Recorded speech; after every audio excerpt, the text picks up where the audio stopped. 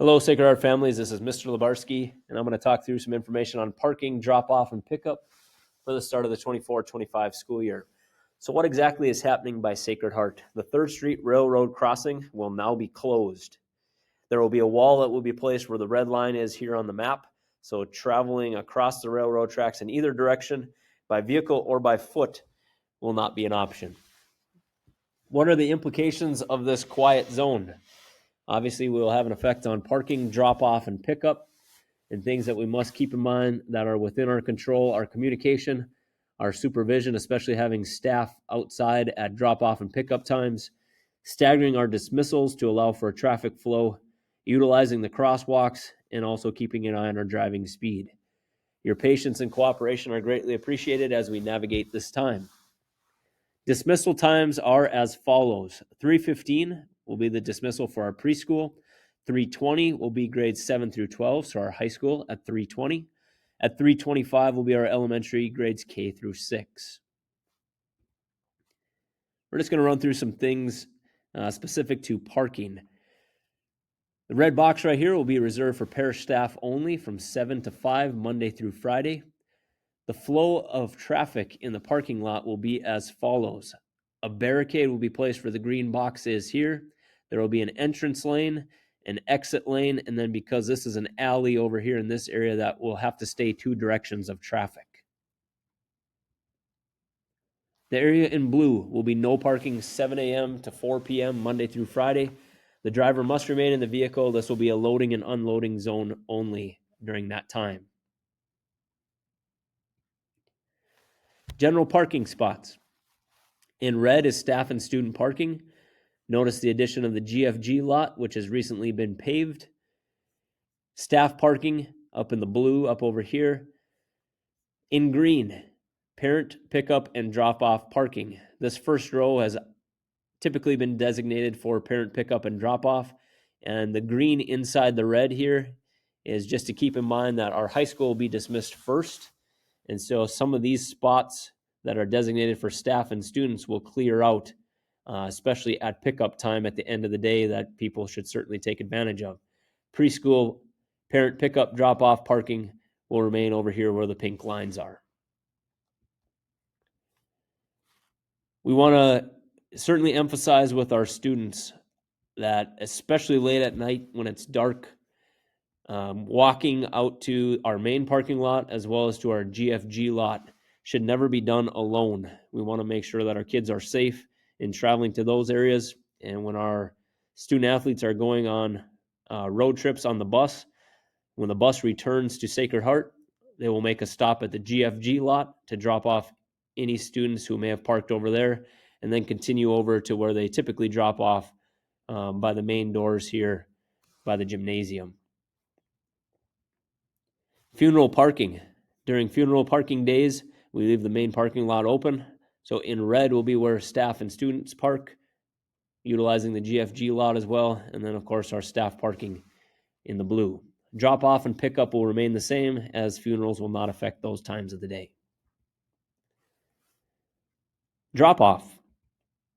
Morning drop off. The doors will open for K through 12 at 7:30 as normal. Drop off for preschool will begin at 7:50. The 2 doors that are utilized for entering the building at drop-off time are door 4 on what was considered the elementary side where the bus lane is, and then the Eagle door, door 2. Those using door 4 are students riding the bus, our preschool students and their siblings. So note that change from what we had done previously. Preschool students and their siblings may be dropped off at door 4 in the morning. Students who park in the GFG lot as well as their siblings should utilize door 4. Those using door 2, the Eagle door, parents dropping off K through 12 students, and of course those students and staff who are parking in the main parish lot.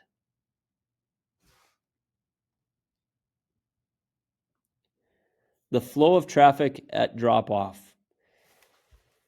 More than anything else, in general, we want to move around the building in an orderly pattern where the arrows are at. That's the best case scenario. Notice the loading and unloading area in the morning.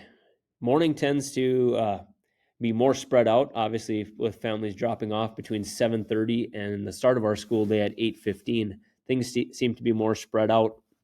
And so this area should be the main location where students are dropped off in the morning in the yellow. Preschool drop-off and parking will be where the orange is, as well, of course, as our buses. Where the purple is over here, you can certainly park and use the crosswalks to get your students over to the Eagle Door over here in the mornings. I want to just make note of the stars. So at drop-off time in the morning, coming out of this elementary lot over here, you will be able to make both a right and left turn. Same goes for over here by the blue arrow. You will be able to come in this direction by the playground, essentially making a left turn as you travel down 3rd Street. I point those out because there will be a change at pickup time at the end of the day with those two areas.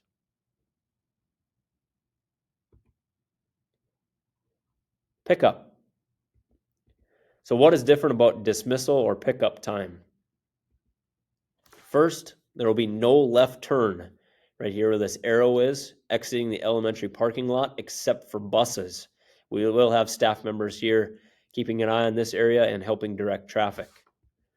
There will be a temporary one-way traffic going on right here where this double arrow is on the road adjacent to the railroad tracks and the playground. With that being said, obviously there will not be a left turn possible where this red triangle is at. So please note the pink arrow here. If you're traveling down 3rd Street at pickup time, meaning the end of the day, you will have to turn right here following the pink arrow. We want all traffic, especially at pickup time, to move around the building in this fashion. So what does that really look like as far as flow of traffic? Same thing holds true for the orange here. That's preschool pickup and bus only. The purple locations would be where somebody might park and use the crosswalks to walk across to pick up your child outside the school. In general, the flow of traffic will be as follows. The green arrows will show the basic driving area, and then the yellow would designate our loading and unloading only, in which parents should remain in the vehicle, and that will be loading and unloading only. Essentially, we have a 2-lane road, a one-way right here going by the playground and around the school.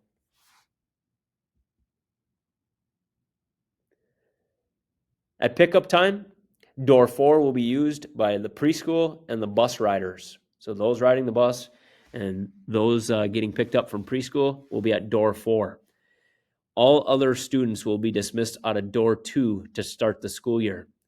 As our process becomes a little more efficient, we may look at adjusting some things, but to start the school year, that is how we will operate. Some general things as far as where students will be coming out. Elementary grade levels, these are the general locations where your students will be located at the end of the school day. But please note this, that we're going to do our best to get the older siblings to make their way over to the younger sibling area. So for instance, if you have a 5th grade student as well as a 2nd grade student, once we start to know the families, the cars that we might be looking for, we are really going to try to get that 5th grade student over to where the 2nd grade student is, so you only have to pull over in one area to potentially pick up your children. Again, that's if you are utilizing this loading and unloading area that will travel around the school. This, of course, is going to take some time as we for sure get to know people and kind of just a general routine. It will take some time. Gratitude. Certainly, I'd like to express gratitude and a thank you to the City of East Grand Forks, especially City Administrator Reed Hutton, for their collaboration on everything that goes with the quiet zone, of course, but then the impact that it certainly has on Sacred Heart and working with how to best get things rolling to start the school year here. I also want to give a special thank you to R.J. Zavarol and Sons for donating the pavement for the GFG lot. In particular, Zach Bope for his design of that lot. We have 52 spaces over there, which will definitely be a great spot for people to park as well as Op Construction and RJ Zavarol and Sons for their extra time and resources that were donated to enhance the GFG lot, including the sidewalk and crossing to the school. You'll notice that if you drive by that area, that it will be a safe crossing as well as a sidewalk that will get students all the way to the school from the GFG area. If it wasn't for RJ Zavarol's and Op Construction, we would not have that, and so we are certainly indebted to them and express our gratitude.